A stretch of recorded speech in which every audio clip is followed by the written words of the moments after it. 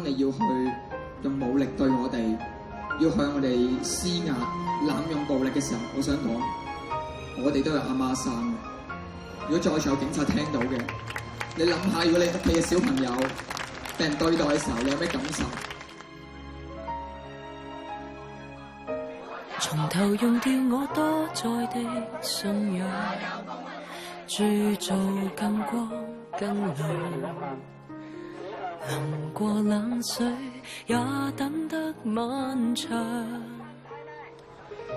隨着每個打擊我會越強。我哋唔知今晚嘅行動結果會係點樣，但我相信在座每一個坐低度嘅香港人，你哋就係我哋社會嘅希望。其實這共虧天天加厚，最後令我站着亦牽強。我縱是內心但強人，哪可休養？我變做了鋼鐵，但未完全醒醒，無人晚上會記起。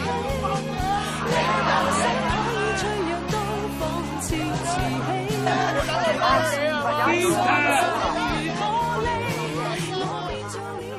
佢拉啊，預備俾佢拉噶啦。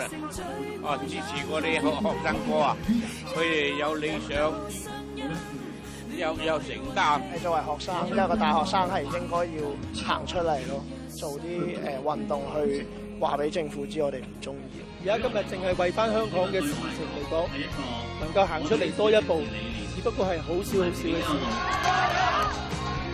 冇問題嘅。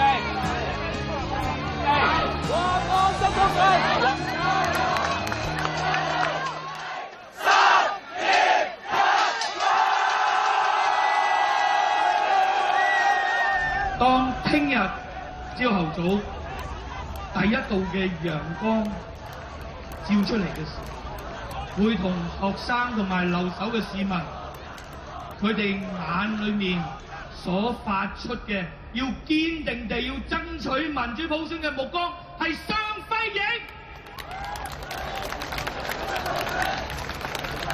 我再一次講，我為到學生感到驕傲。我變做了鋼鐵，每日叢林戰地。拘捕咗一批大約500多人牽涉未經批准嘅集結示威者。讓我用我真心愛你。